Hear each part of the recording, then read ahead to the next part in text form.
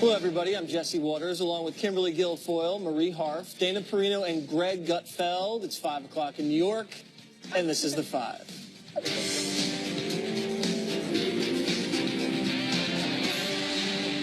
Stunning developments as Roseanne gets axed by ABC. The show's star igniting a firestorm after tweeting this racially charged comment about President Obama's former aide, Valerie Jarrett.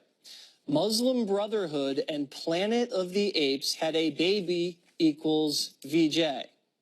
The comedian later expressed remorse after facing intense backlash, tweeting, "I apologize to Valerie Jarrett and to all Americans. I am truly sorry for making a bad joke about her politics and her looks. I should have known better. Forgive me, my joke was in bad taste." As a result of the uproar, ABC pulling the plug on the wildly popular Roseanne by releasing this statement. Roseanne's Twitter statement is abhorrent, repugnant, and inconsistent with our values, and we have decided to cancel her show. Here's Valerie Jarrett's reaction. Tone does start at the top, and we like to look up to our president and feel as though he reflects the values of our country. But I also think every individual citizen has a responsibility too, and it's up to all of us to push back. Our government is only going to be as good as we make it be, and as Reverend always taught me, you have to be, people on the inside have to push hard, and people on the outside have to listen. I could not believe this news, Dana, when I saw it today break, probably close to your hour. I mean, what a dumb thing to think and then to say on Twitter. Yeah, it's very awful. I think it broke around 1:54 p.m., so I had to call my trusty friend Greg Gutfeld and ask him if he could come and talk about it, because it really, he's got great perspective, and I know we'll go to him next. But I do think it was just one of those things where it's beyond the pale. Yeah. Okay, like that. So ABC does a very quick cost-benefit analysis. Says it's not consistent with their values. That's what the company said. And a private corporation can and should do what they need to do. Interesting thing is they gave her a second chance to relaunch this program. It's wildly successful. They get signed for a second year, and I really feel for the people who were working underneath that show, right? So you had probably hundreds of people who will never be seen on the program, but they're the ones doing all the work on the background, all the marketing, all the people running to get coffee, all the wardrobe, the set design, lighting, audio, all of those people. Now their futures are uncertain because of one racist tweet. Yep, she destroyed a lot of people's career trajectories, obviously, and she's paying a price, as she should. Greg, what do you think about what happened? And what do you think about Valerie Jarrett saying this starts at the top with the president? Well, she's incorrect on that point, because well before Donald Trump was in office or even entertaining the presidency, Roseanne was always saying absolutely bat poop crazy stuff. And we knew that. We talked about this on the show, even when her show came out, that she said some completely crazy stuff. But maybe she changed, and the show seemed refreshing, and this was a new start, and not the case. A lot of people are saying this is a freedom of speech issue. Not really, because freedom of speech in a place of work has consequences. We've talked about this with the NFL, saying like the NFL can make their own rules. So if you're going to go do something objectionable, like what Roseanne did at a place of work, ABC is every bit right, as Fox News would be if any of us had done something as absurd and ridiculous and hateful as that. But I do think it's incorrect to broadly blame a political party or a politician over this. It's not that. It's the individual. The other point to make is that Twitter can ruin a career faster than a string of felonies. Yeah. It really is. I said earlier on your show, it's like it used to be the office Christmas party that would get you fired. Now you can do it. You can just cut to the chase, and you can just go on Twitter, wasted or not, and just think and think that, like, oh, you know what, this can hurt. I'll just say this, and the next day the company cuts you because they have to. As you said, it's part of the part of the deal of the job. Just one last thing, just to reiterate what I said on your show. Comedians have a flaw within them, and it's a desire to jump off cliffs. People become comedians for that reason, to jump off cliffs. When they get on a stage, when they're saying that thing, it's to jump, it's to see what happens. And this is what happens sometimes. And so late in a long, storied career, this is not a mistake that a 20-year-old person would make. But you know who made this mistake a lot? Alec Baldwin. Right, And, Alec- she feels like the right-wing version of Alec Baldwin. He got 2 or 3 chances after he lost for a homophobic remark after a show. When a show on MSNBC, and then he got fired. He got a second chance. So who knows if she'll be afforded? Joy Reid has got an amazing second chance going right now after a paper trail of homophobia. I just don't see her ever coming back from something like this to a network show, Kimberly. This was just so reckless and irresponsible after they'd given her another shot with the reboot. It's just sad for her, for everybody, and for Valerie Jarrett, who was the victim here. Yeah, I mean, Roseanne Barr has apologized, but they're just really kind of no cure for something so abhorrent and racially insensitive. And ABC acted, decisively and with authority and compelling, morality on this issue to say, listen, this is not appropriate what happened. And despite the fact that this was a tremendous, economic opportunity for the network in terms of the show, they made the right decision to say we will not tolerate or stand by when we see one of our stars behave in a way like this and say these things on Twitter. I think to equate it, though, to say that, in fact, that it has anything to do with the president of the United States is way too far, of a stretch. Roseanne Barr's been around for a long time. She has personal responsibility for what she chooses to do, just like each and every one of us do as well. And, I just really do think about the jobs and the people, like, Dana, you mentioned too, that we're really excited about this opportunity to have, for their families, for everything. I think the ripple effect of it will be, tremendous. This was a chance kind of at a new start, new beginning for that show and for so many of the people associated with it along the line, production team and the crew, all of the above. So, I just hope that they are able to find jobs and land in a good place, despite having to go through this hardship. And Marie, ABC had kind of given her a long leash on Twitter. Yes. She'd been continuing to say provocative political things over the course of the reboot that most people really wouldn't get away with in Hollywood. And she was able to get away with it until she went way overboard with something out of left field like that. An easy decision for ABC. It was time to go. Do you think they bear any responsibility for kind of mismanaging her, or is this all on her? I think it's all on her. And the fact that they had given her a long leash, they had let other tweets go, at least publicly. They had given her a chance to be outrageous and be provocative. That's who she is. This went too far. So it's not like at the first sign of controversy, ABC cut and run. They made clear this was beyond the pale, this was beyond the line. She has tweeted incredibly offensive things on a number of issues over many years. And like Greg said, can be very problematic. I mean, there's a reason I'm not on Twitter, not that I would tweet things like this, but it is not. It's probably good you're not on Twitter. Oh, yes. No, I'm sure. I hear what people say sometimes, and I don't need to see it. But it's so easy to tweet and to not think. And she has a long history of this, and speech has consequences. And ABC was absolutely within its right, and I think it did the right thing here.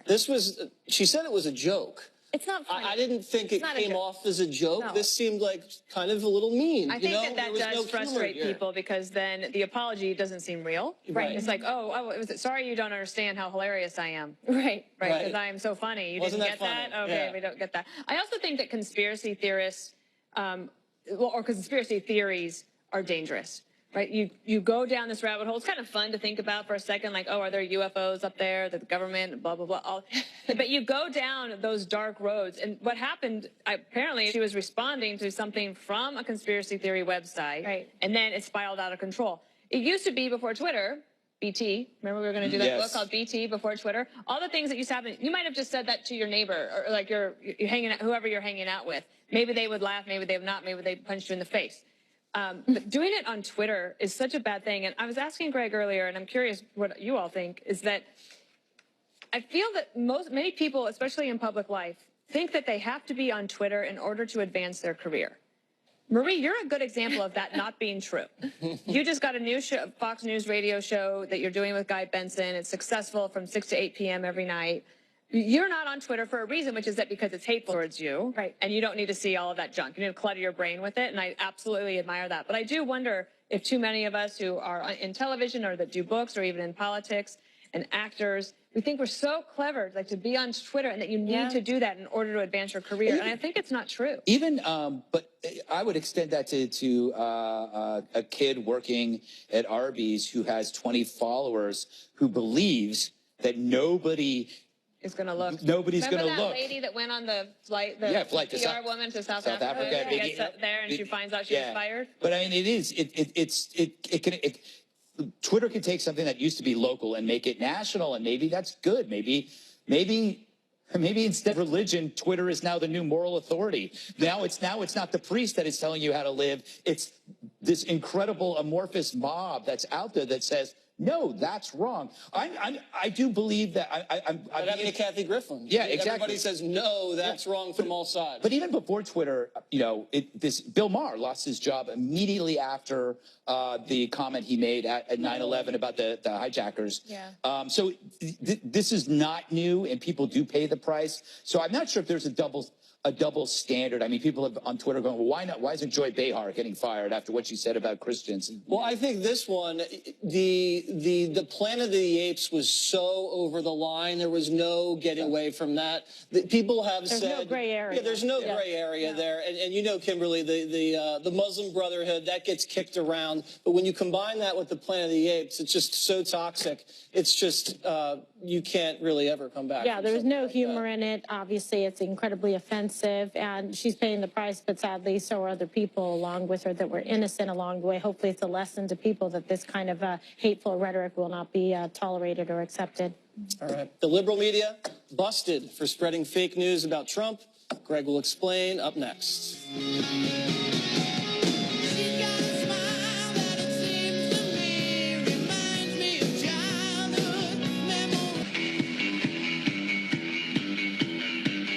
Evil Trump strikes again, shocking images of immigrant children sleeping in cages on the floor. And of course, a former LA mayor and Obama flack key journalists all blame heartless Trump.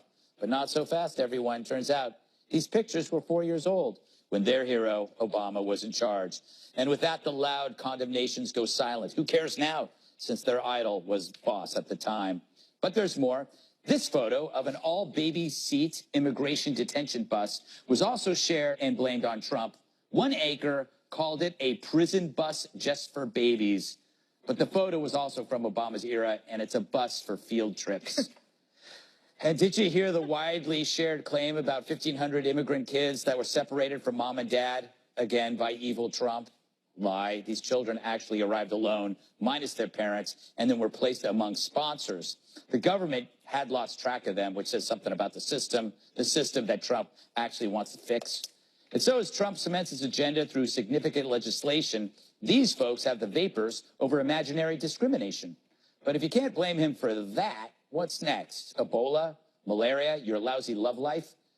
And they accuse Trump of spreading baloney. The media can't even check the date on a photo. And that's their job, to check facts.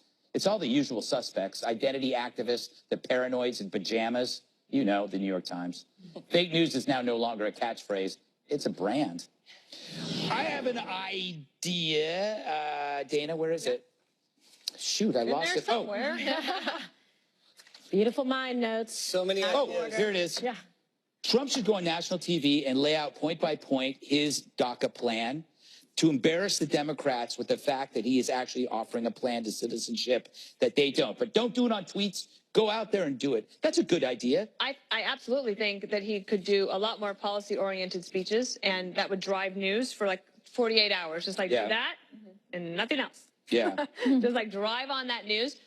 He could do an Oval Office address. That Yeah. would be one way to do it. That really focuses the mind. That means that it would be a primetime address. If this is the #1 issue, certainly for Republicans, but if it's an economic issue, if we're cared about, also in June, you have all the Democrats in the House and a lot of House Republicans signing this discharge petition to actually force votes on the DACA issue. So the president, I think, would be right to get out in front of it. That's a great idea, Greg. Thank you. But in the meantime, the other thing he should do is to say, I'm not going to wait for Congress to fix this issue. If whatever he can do to fix the system as it currently stands within the federal government about keeping track of these children, he could lay that out too. Yeah. You know, Jesse, I don't know if you saw this over the weekend because you, unlike me, have a life. CNN did a piece on whether it was right for Ivanka Trump to tweet a photo of her and her son. Did you see that? Yeah. She had a picture of her and her son because they thought it was like, while this missing child narrative is going on, how bad is it that she's showing a picture of her kid? What is up with CNN? I don't know. I don't think they know what's up with themselves, but I didn't really look at the BlackBerry a lot or iPhone this weekend. I tried to unplug. I didn't. And then every time I did dial in and check it out, the media was screwing up. Every single time, whether it was Ivanka or this, and I was listening to Limbaugh, which was a lot of fun, Marie, on the drive back from the shore. I wasn't. And he was talking about this story, about the photos, and he had a great line. He said, the Democrats keep getting hit square between the eyes, and they don't even realize it. And think about it. You have this. You have the Russia investigation, you have the kneeling, you have the opposing the tax cuts. Everything keeps backfiring on the Democrats. But the sad thing is that this photo goes out thousands, tens of thousands of times, and then the retraction and the deletion doesn't get seen. So the damage is already done. But the reason they do this, the reason they have the policy to separate children and families is to discourage human trafficking, to discourage families from taking kids across a treacherous, hot, dangerous southern border trip. And they want to discourage dangerous and illegal immigration. So if they want to change the policy, let's get a deal on DACA, let's get a deal on merit-based, and they can hammer it out. But if you're just going to take a pot shot, you're going to embarrass yourself. They also try to separate them because the adults go to a place that you wouldn't want to have children in. So right, they try to find a different place some would for say them. it's a more humane policy to do that. That's the argument. But a lot of these kids that show up with no parents, then you have to decide what to do with them. And that's where you place them with sponsors like you would foster care. Right.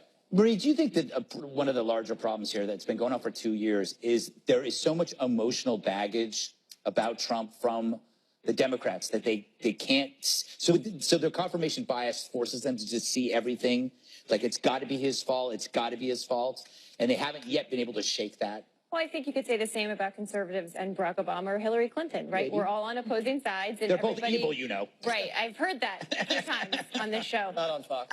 Never from you, Jesse, because I don't listen to Limbaugh, sorry. Your loss. Here's the thing, though. On the immigration issue itself, it is incredibly emotional because these are real people's lives. And as Jesse just mentioned, they're very dangerous conditions. When you have unaccompanied minors showing up at the border, this is a heartbreaking situation. So I think that part of the challenge is both sides have gone to such extremes now that the space for a deal on DACA or on any of this is increasingly shrinking, especially in a midterm year. If President Trump went out and gave an address that was somewhere down the middle, that had a DACA fix but got some border security and tried to bring both sides together, I, depending on what it said, would probably think that's a good idea. The challenge is the Republican Congress isn't on the same page, particularly in the House, particularly in a midterm year.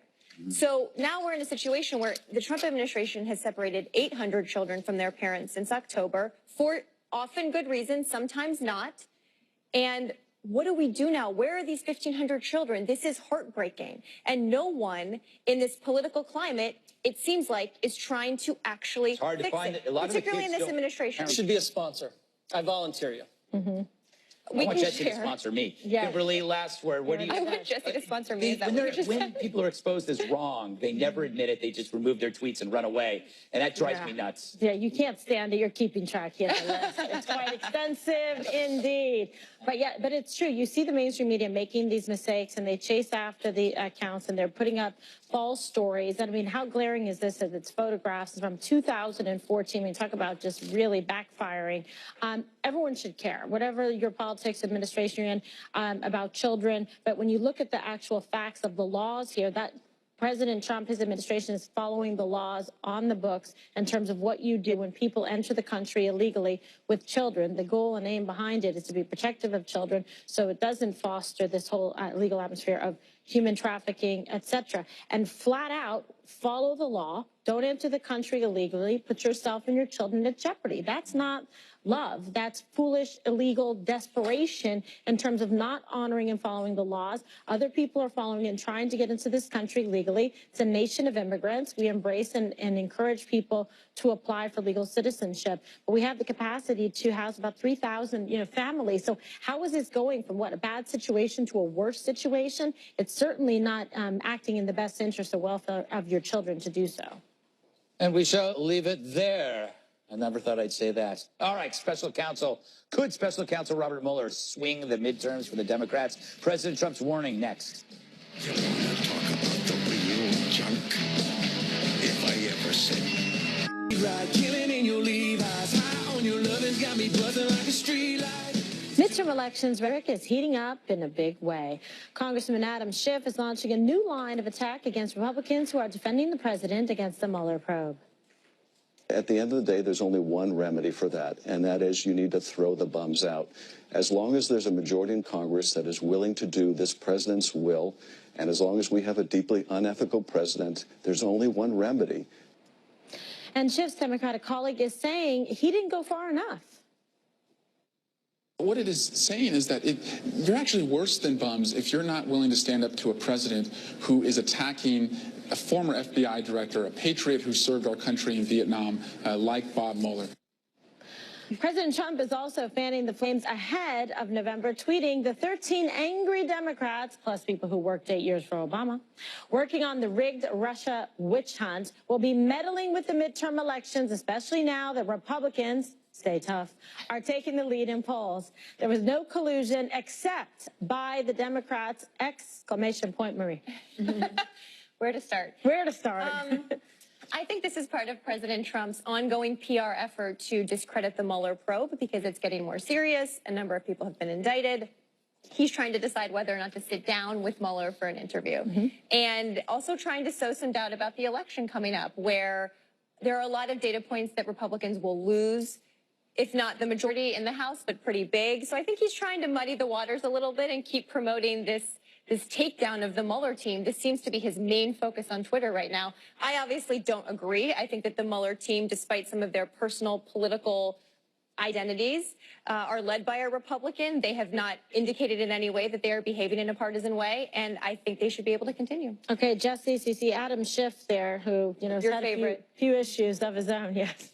Listen, just on what you said, Marie, Mueller's about as Republican as Comey is a Republican. I wouldn't consider him a Republican. Nothing is wrong with attacking the special counsel. The Democrats attacked Ken Starr throughout his term, too.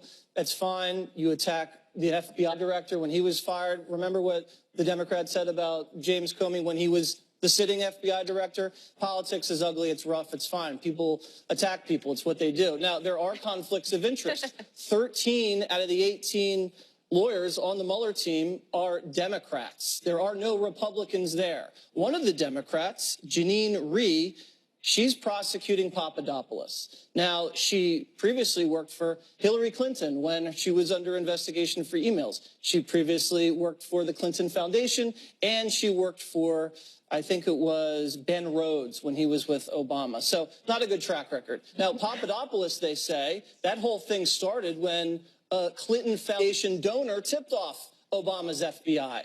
And now the former person that worked for the Clinton Foundation is prosecuting the guy. Seems like there's a little bit of a conflict of interest. But if I were Democrats and there's strategists out there on the left, mute this, because I'm going to give you guys advice. If you want to compete against Republicans, I would hammer gas prices, college tuition, health care.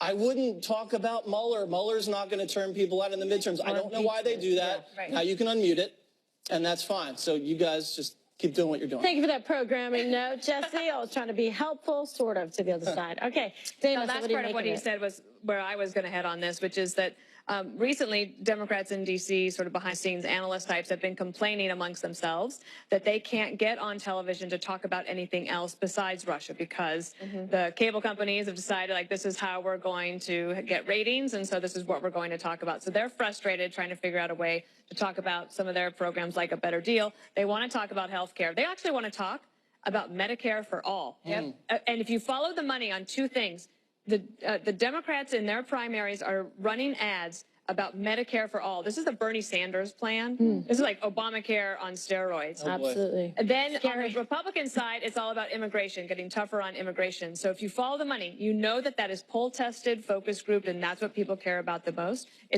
They're not going to win in the midterms because of the Russia probe.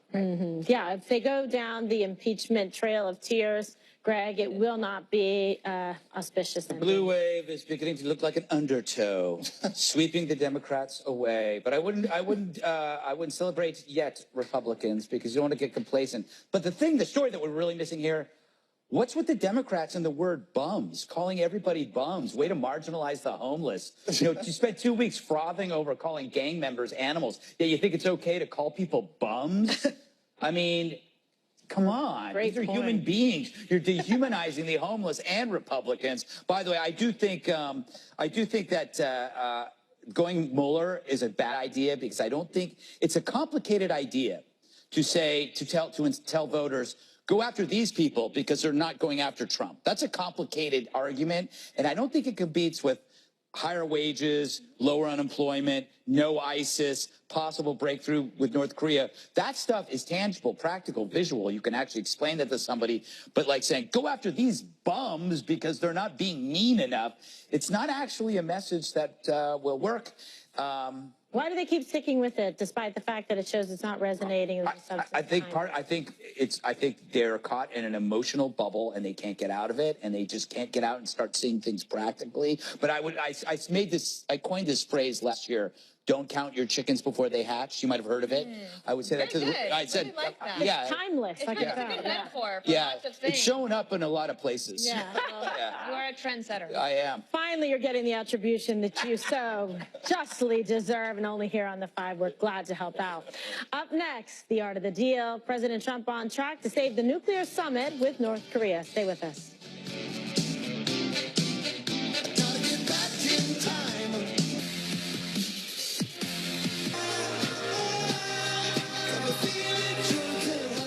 The president's potential summit with North Korea may be back on track amid a flurry of diplomatic activity. Secretary of State Mike Pompeo is heading to New York City tomorrow.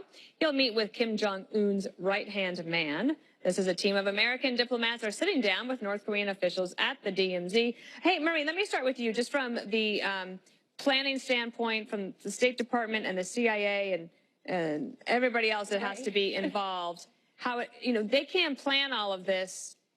And it could still might not happen, but as the president says, we'll see what happens. We'll see.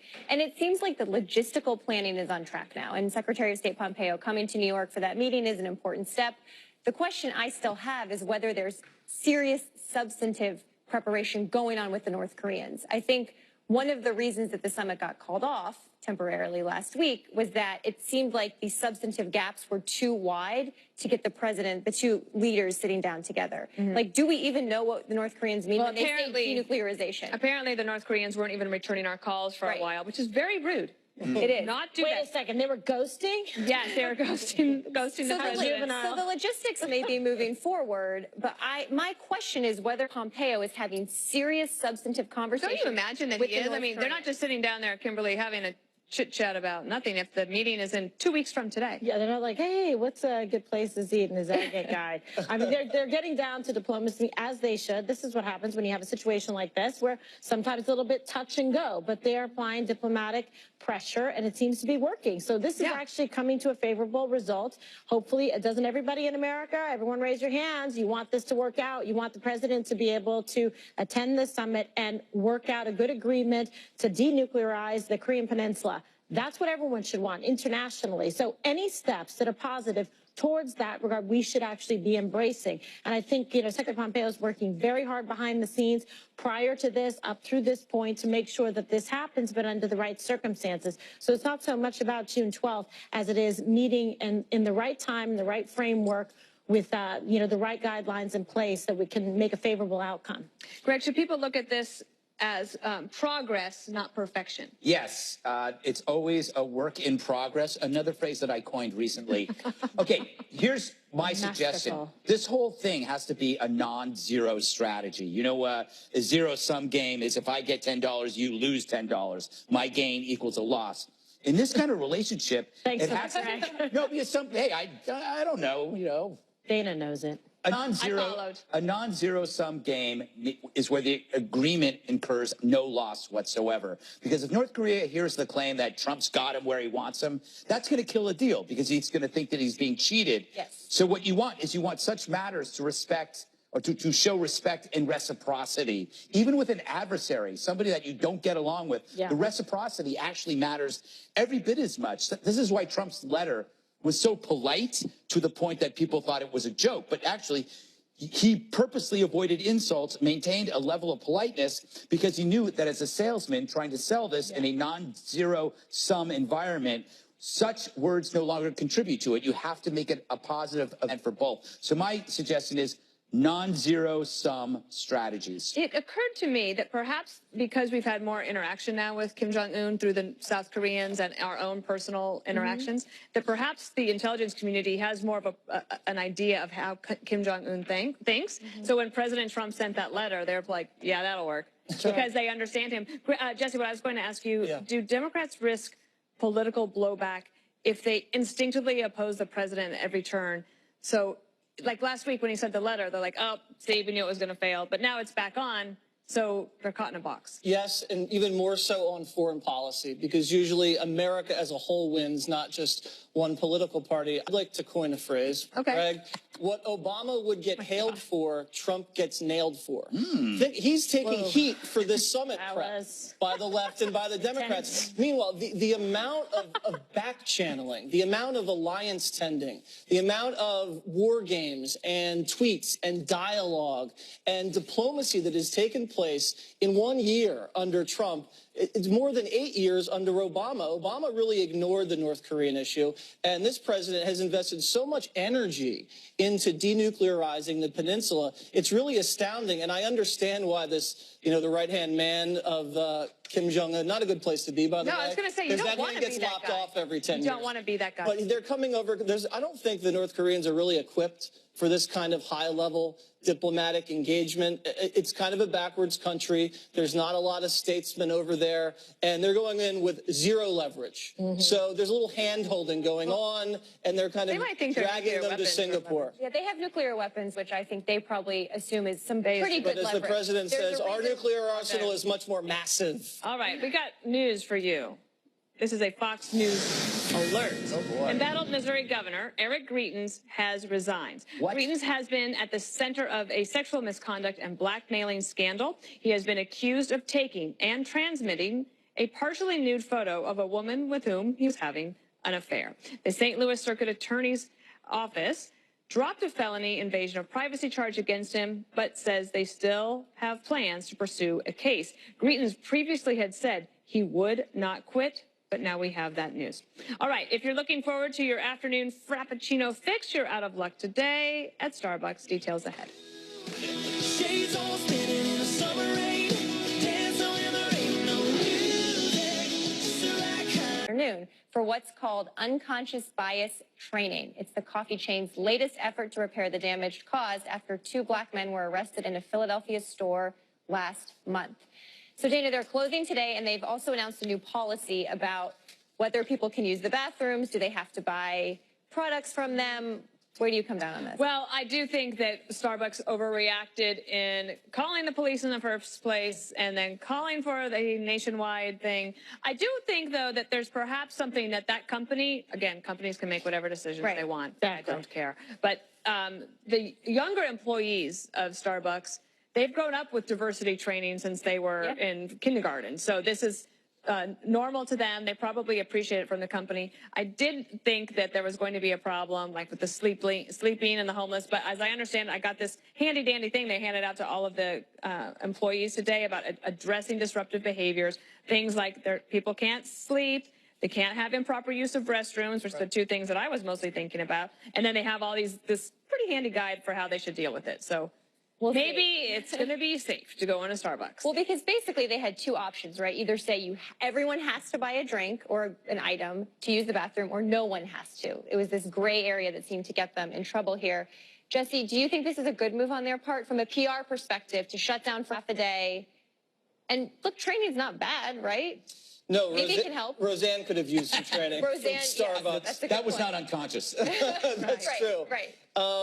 Listen, I like this My bathroom goodness. policy. I like to use the bathroom at Starbucks, and I don't want to have to buy a venti frappuccino. Cheap. And sometimes mothers go in with kids, and they're in a scramble, and they want to use the bathroom. I think that's fine. And like Dana said, they still have policies prohibiting sleeping, drug use, inappropriate use of the bathroom, and those will be enforced. I think Starbucks is a good company. They always have friendly people behind the counter, and they give them health care and all sorts of great benefits, so that's good. They're trying to encourage a community. They're going above and beyond because they're willing to lose millions of dollars for some training. Usually companies do some training just so they can say, oh, you know what, when we get sued, we did training, and Yeah, then that's sweep right. on the It's a rug. business. This is a Right. real training exercise, so I think that's a good thing. And people do have unconscious bias for good reasons and for bad reasons, and they're just trying to address it, that's all. Well, and it was interesting. The CEO of Starbucks sent an email out to everyone who has like a Starbucks frequent coffee buyer card, because I got one this morning that said basically, I started this company because when I went to Italy, coffee shops were communities and they are welcoming to people. And so we're trying to do better. This could have been a much bigger PR problem if Starbucks hadn't done this. Yeah, but they already had some, a significant amount, I think, of goodwill in the industry in terms of being very proactive, and it was been sort of more on the politically correct side of things. So I think when they tried to do a quick course correction as it relates to what happened there, it makes sense. They did that. I think it's consistent with their, mission statement and their image and how they're perceived. By people. I mean, look, a smart company. They've been able to be incredibly successful. I mean, I have the app on my phone. Does Dunkin' Donuts have one? I don't know. They I was will thinking now. about that the other Greg, day. do you have the app on your phone? No, but I disagree with everybody here. I don't like this.